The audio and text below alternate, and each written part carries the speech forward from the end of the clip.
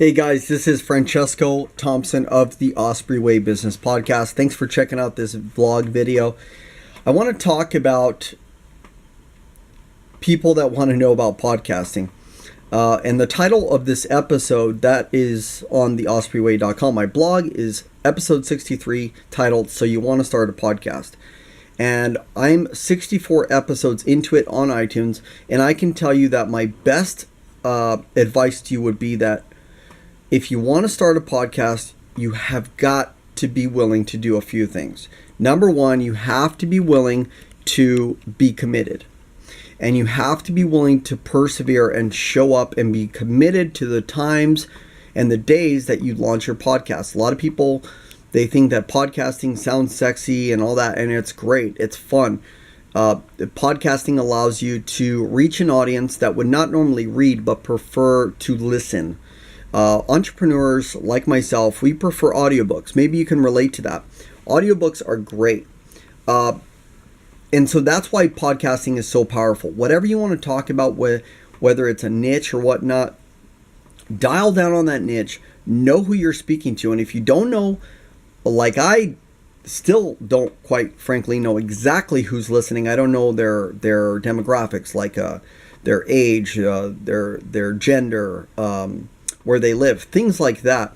Just use yourself as an example, like I do at my blog, the ospreyway.com blog, and the podcast.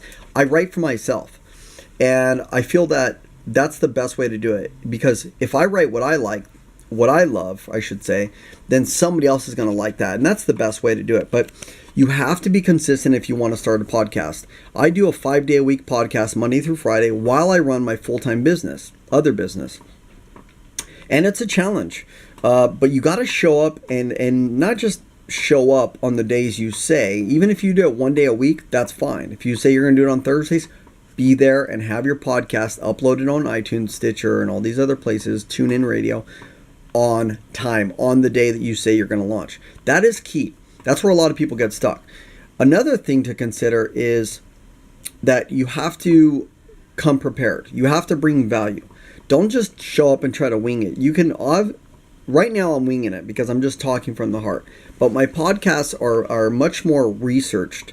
And the blog that you can see on the ospreyway.com is something that I really put a lot of work into. They're only 2 pages each, the blog. But I put a lot of work into it. And so I want to encourage you, if you're going to start a podcast, do your research, know what you're talking about. Don't stick to a script, but have researched notes. Know what you want to talk about and be thoughtful about what you want to say. And then another thing is, I want to say that a great advantage of the podcast, of starting a podcast, is that, well, it's free for the most part, other than your hosting. But if you go to the blog, I'll tell you everything you need. The microphone that I use, everything. You can hear the podcast. The microphone sounds great. Computer I use, and you know, the hosting, Libsyn. But it allows me to hit multiple areas. So I'll write a podcast episode, and then I will put it up on the blog. And then, so I have content for SEO, for search engine optimization, for organic search. Yeah, it takes a while to show up, but a podcast, I can put it on the blog. I can reach people that listen to podcasts I want to hear. And then I do videos like this to reach people on YouTube. So I'm hitting multiple areas, and then I can put these posts on Facebook and all these other places. So one thing, the podcast, another thing is you can write a book from it. Okay, ebook or a book. So you get all your posts, all your research, your podcast episodes, and you make a book out of it. And then you can sell that information, right? So there's a lot of different benefits to podcasting. And a lot of people don't understand podcasting, but the biggest obstacle is just getting started. And number 2 is being consistent.